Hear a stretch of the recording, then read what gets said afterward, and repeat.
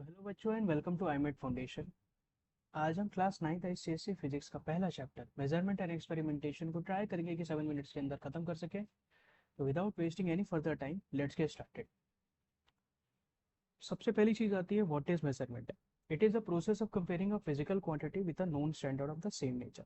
मतलब किसी भी एक चीज को दूसरे से कंपेयर करके उसकी वैल्यू निकालना। फॉर एग्जाम्पल आपके पास एक रूलर है जिसकी वैल्यू आपको नोन है, और एक कोई भी चीज़ है। फॉर एग्जाम्पल कोई भी एक चीज़ ले लीजिए आप, जैसे कि मैं ले लेता हूँ यहाँ पे एक ब्रिक। ठीक। अब इसको हमें इसकी वैल्यू निकालनी है तो हम एक रूलर से इसके मतलब एज अ स्केल आप लेंगे और इसकी वैल्यू निकालेंगे, क्योंकि रूलर की वैल्यू हमें नोन है और उससे हम वैल्यू निकालेंगे इसकी। For a measurement to be meaningful it needs a unit. मतलब अगर किसी भी मेजरमेंट को हम मीनिंगफुल बनाना चाहते हैं तो उसका एक यूनिट होना चाहिए। और यूनिट क्या होता है? Unit is a constant quantity used to measure the magnitude of other quantity. Unit एक कांस्टेंट क्वांटिटी होती है जो कि दूसरे यूनिट्स के दूसरे क्वांटिटीज की मैग्नीट्यूड को बताता है। अब मैग्नीट्यूड क्या होता है? मैग्नीट्यूड जो होता है वो किसी भी फिजिकल क्वांटिटी का वो प्रोडक्ट होता है न्यूमेरिकल वैल्यू और उसके यूनिट का। फॉर एग्जांपल जैसे कि यहाँ पे दिया हुआ है 5 मीटर लॉन्ग रॉड। ठीक, तो 5 मीटर, 5 क्या हो गया? न्यूमेरिकल वैल्यू, और मीटर क्या है? उसकी यूनिट। नेक्स्ट, यूनिट जो होते हैं दो कैटेगरीज में डिवाइड किए गए हैं। पहला होता है फंडामेंटल यूनिट और दूसरा होता है डायरेक्ट। फंडामेंटल यूनिट वो होते हैं जो कि इंडिपेंडेंट होते हैं और चेंज नहीं किए जा सकते। डायरेक्ट यूनिट वो होते हैं जो कि फंडामेंटल यूनिट का यूज करके लाए जाते हैं। फॉर एग्जाम्पल फंडामेंटल यूनिट का क्या होगा? जैसे कि एरिया का यूनिट मीटर स्क्वायर, जो कि लेंथ का फंडामेंटल यूनिट होता है मीटर, एरिया का उसी से मीटर स्क्वायर। लेकिन डायरेक्ट यूनिट का एग्जांपल जैसे कि प्रेशर, प्रेशर का यूनिट होता है पास्कल, जो जो किससे आता है? फोर्स और area. Force upon area is equals to pascal, that is newton metre square.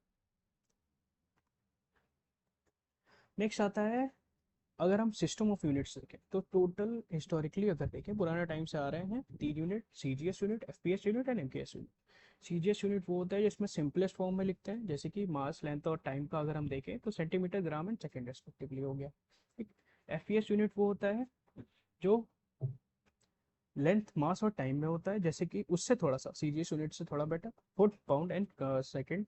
MKS system क्या होता है? एमकेएस सिस्टम वो होता है जिसमें लेंथ, मास और टाइम, जैसे कि मीटर, किलोग्राम और सेकेंड, इस फॉर्म में लिखे हो। ठीक है। नेक्स्ट आता है क्या? नेक्स्ट आता है सबसे मेन जो कि हमारा यूनिट होता है, जो कि हर जगह यूज होता है, सिस्टम होता है जिसको कहते हैं एसआई सिस्टम। ठीक है। ये मीट्रिक सिस्टम जो होता है वही होता है, बस उसका मॉडर्न वर्जन होता है। ठीक है।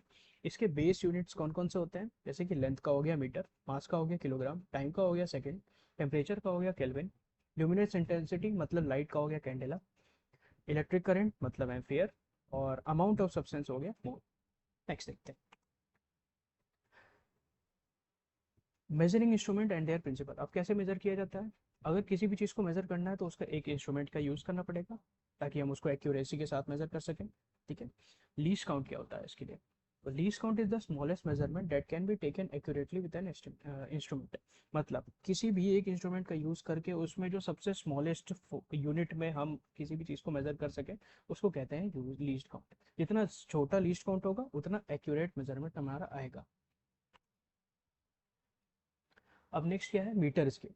This is a simple 1 metre scale graduated in centimetre with subdivision in millimetre. आपने देखा ही होगा, जैसे 15 सेंटीमीटर का स्केल ले लेते हैं, उसके अंदर पहले सेंटीमीटर्स में दिया होता है, उसके बाद मिलीमीटर्स में भी दिया होता है, और नीचे के साइड देखेंगे तो आपको इंचेस में भी दिया होता है। ठीक है। तो उससे हम क्या कर सकते हैं? लीस्ट में भी निकाल सकते हैं, जो कि मैक्स टू मैक्स, जैसे कि इसमें लिखा हुआ है लीस्ट काउंट क्या होता है।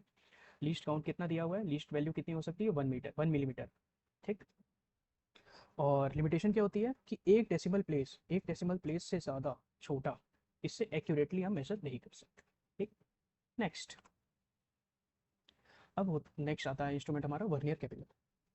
ये instrument as compared to scale, metre scale, और ज़्यादा एक्यूरेट होता है। ठीक है। इसका लीस्ट काउंट फॉर्मूला दिया हुआ है। लीस्ट काउंट किस तरीके से इसका निकलेगा? Value of one main scale division upon total number of division on vernier scale. ये देखिए इसके कुछ पार्ट दिए हुए हैं। ठीक है। जो कि जैसे कि इंटरनल जॉ क्या होता है? ये अंदर के, मतलब अगर कोई भी चीज़ है जिसके अंदर इसकी हमको वैल्यू निकालनी है, जैसे कि आगे दिया होगा। हाँ। आउटसाइड जॉस क्या होते हैं? To measure the external diameter of a cylinder और स्फीयर। अगर कोई एक सिलेंडर या स्फीयर है तो उसका एक्सटर्नल डायमीटर जो होता है वो हम किससे निकालेंगे, एक्सटर्नल जॉस से। और अगर हमें इंटरनल डायमीटर निकलना है या फिर हाँ, तो उसको हम किससे यूज़ करेंगे, इंटरनल जॉस से। ठीक है, स्ट्रिप जो होती है डेप्थ ऑफ द बीकर निकालने के लिए होती है, ये रही स्ट्रिप। ठीक है, नेक्स्ट। अब इसके फंक्शंस में क्या आता है, zero error. This occurs when the zero mark of the vernier scale does not align with the zero mark of the main scale when the jaws are touching। मतलब जब जीरो मार्क वर्नियर स्केल का और main scale का अगर एक साथ नहीं आ रहा है तो फिर जीरो एरर आएगा। ठीक है, नेक्स्ट आता है positive zero error. The vernier scale zero is to the right of the main scale zero. मतलब अगर वर्नियर स्केल का जो जीरो पॉइंट है और जो मेन स्केल का जीरो पॉइंट है उसके वर्नियर स्केल वाला राइट में होगा। किसके राइट में होगा, मेन स्केल के। नेगेटिव जीरो पॉइंट क्या होता है, vernier scale zero is to the left of the main scale zero. मतलब पॉजिटिव में क्या था, वो मेन स्केल के राइट में था, अब नेगेटिव में क्या होगा, वो लेफ्ट में होगा। ठीक है, तो करेक्ट रीडिंग कैसे निकालेंगे, नेक्स्ट करेक्ट रीडिंग के लिए क्या करेंगे, observe reading minus zero error. Zero error क्या है, ये। ठीक है, हाँ, next positive error are subtracted and negative error are added. अगर पॉजिटिव एरर है तो वो सब्ट्रैक्ट होगा और नेगेटिव एरर है तो वो ऐड हो जाएगा। नेक्स्ट नेक्स्ट हमारा दूसरा इंस्ट्रूमेंट क्या आता है, स्क्रू गॉस। ठीक, ये इंस्ट्रूमेंट क्या करता है, this instrument provides an even more precise measurement। It's operated on the principle of screw। Screw वाले प्रिंसिपल पर काम करता है। स्क्रू आप जानते होंगे, एक ऐसे आप कुल घुमाओ उसको, इस फॉर्म में होता है, ऐसा होता है। तो पिच क्या होता है, the linear distance of the linear distance the screw move along its axis from for one complete rotation of the head. अगर हेड को वो एक हम पूरा कंप्लीट रोटेशन कराएंगे तो जितना डिस्टेंस वो कवर करेगा उसको पिच कहते हैं। लीस्ट काउंट क्या होगा, the distance moved by the screw for one division of the circular scale. अगर सर्कुलर स्केल का अगर वन डिवीजन उसको कंप्लीट करना है तो जो डिस्टेंस वो कवर करेगा उसको लीस्ट काउंट कहेंगे। लीस्ट काउंट फॉर्मूला इसका क्या होगा, pitch of the screw upon total number of division on the circular scale. ठीक है, नेक्स्ट। अब इसके अंदर भी जैसे उसके अंदर एरर थे हमारे वर्नियर कैलिपर के अंदर, तो उसी की तरह इसके अंदर भी एरर है। अब इसका जीरो एरर में क्या, दो पॉइंट्स हैं, पहला है पॉजिटिव जीरो एरर, दूसरा है नेगेटिव जीरो एरर। तो पॉजिटिव जीरो एरर क्या होता है, जब जो जीरो है वो बेस लाइन से नीचे है, और निगेटिव क्या होगा, जब वो ऊपर है। मतलब अगर जीरो बेस लाइन से ऊपर है तो निगेटिव जीरो एरर, और बेस लाइन से नीचे है तो positive zero error. Correct reading निकालने के लिए क्या करेंगे, observe reading minus zero error. ठीक, चाहे वो पॉजिटिव हो या नेगेटिव हो। नेक्स्ट आता है backlash error. This is an error caused by wear and tear of the screw threads. When you reverse the direction of rotation, the screw does not immediately move in the opposite direction। मतलब where और टेयर जब screw thread के अंदर, तो screw जिसके ऊपर घूमता है उसके अंदर अगर वेयर एंड टेयर आ जाते हैं तो बैकलैश एरर आएगा, जो कि उसके मूव करने में उसको थोड़ा सा मुश्किल देगा। नेक्स्ट, ये होता है हमारा स्क्रू गॉस, ये इसका डायग्राम है। ठीक है, आप लोग इनको ये सारी चीज़ों का नाम याद करना होगा। नेक्स्ट लास्ट आता है हमारा पेंडुलम। हम आपको पता ही होगा, हम पेंडुलम अपने डेली लाइफ में यूज़ करते हैं। हमारी जो क्लॉक होती है वो पेंडुलम के ही प्रिंसिपल पे बनी होती है। ठीक है, पेंडुलम होता क्या है, अ हैवी पॉइंट ऑफ, मतलब एक एक बॉल होता है जो कि एक थ्रेड के साथ कनेक्टेड होता है, जिसको हम टू एंड फ्रो मूव कराते हैं ताकि हमारा टाइम पीरियड हमें पता चल सके। ठीक है, इसको करते कैसे हैं, अब इसके अंदर की टर्म्स क्या होंगे, ऑसिलेशन सबसे पहली चीज़ आती है। ऑसिलेशन क्या होता है, one complete to and fro motion of the bob from one extreme position to the other and back again. ठीक है, इसको कहते हैं ऑसिलेशन। मतलब अगर ये एक थ्रेड है, ये उसकी बॉल है, ये इधर जाए फिर इधर से इधर जाए, इसको कहते हैं वन कंप्लीट ऑसिलेशन। ओके, ठीक। टाइम पीरियड क्या होता है, time taken to complete one oscillation. ठीक है, टाइम पीरियड वो होता है एक ऑसिलेशन कंप्लीट करने में जो टाइम लगता है उसको टाइम पीरियड कहते हैं। ऐसा यूनिट उसका होता है सेकंड्स। ठीक है, फ्रीक्वेंसी क्या होती है, the number of oscillation in one second. मतलब एक सेकंड के अंदर कितने ऑसिलेशन कंप्लीट हो रहे हैं वो फ्रीक्वेंसी होती है। इसका यूनिट क्या होता है, पर सेकंड या फिर हर्ट्स। अब रिलेशनशिप क्या होता है, टाइम पीरियड और फ्रीक्वेंसी के बीच में एक रिलेशनशिप होता है कि ये इन्वर्सली रिलेटेड होते हैं। मतलब अगर फ्रीक्वेंसी है तो टाइम पीरियड कितना होगा, वन बाई टी, और अगर टाइम पीरियड दिया हुआ है तो फ्रीक्वेंसी कितनी होगी, वन बाय। ठीक, एम्पलीट्यूड क्या होता है, the maximum displacement of the bob from its mean या फिर रेस्टिंग पोजीशन। मतलब ये जो बॉब है ये रेस्टिंग पोजीशन पे है, यहाँ से ये वाला जो डिस्टेंस होगा, ठीक है, इसको कहेंगे एम्पलीट्यूड। नेक्स्ट आता है factor affecting the time period. Time period of the pendulum is directly proportional to the square root of the effective length.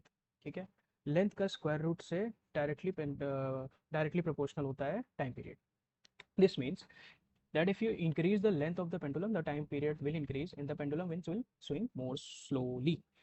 मतलब अगर आप लेंथ इंक्रीज कर देते हो पेंडुलम की, जो कि उसकी थ्रेड है, तो टाइम पीरियड होगा वो इंक्रीज हो जाएगा और जो पेंडुलम की स्पीड है वो और स्लो हो जाएगी। ठीक है, वैसे ही the time period is inversely proportional to the square root of the acceleration due to gravity. इसका मतलब क्या है? A pendulum's time period will increase in place where gravity is weaker. अगर ग्रेविटी कम है तो आपका टाइम पीरियड इंक्रीज हो जाएगा, जैसे कि कैसी जगह, माउंटेन टॉप्स या फिर माइंस। ठीक है, time period of the simple pendulum is given by the following relation, ये आपका फॉर्मूला दिया हुआ है। ठीक है, next, factor that do not affect the time period. Time period of a simple pendulum is independent of mass of the Bob. अब आप चाहे कितना भी मास ले लो, अगर बॉब का मास कुछ भी हो, 10 किलो का हो, 1 किलो का हो, 500 ग्राम का हो, उससे मतलब नहीं है, उसका टाइम पीरियड पे कोई असर नहीं पड़ेगा। दूसरा, amplitude of oscillation. Time period does not depend on the amplitude providing the swing to kept is provided the swing is kept small. Length के ऊपर डिपेंड करता है, आप कितना उसको आगे लेके जाते हो, उसके ऊपर टाइम पीरियड डिपेंड नहीं करता है। तो यहीं पे इसी तरीके से हमारा ये चैप्टर कंप्लीट होता है। अगर आप लोग को पसंद आया हो तो please like share and subscribe करें और कमेंट में प्लीज़ बताएं कि ये कैसा लगा।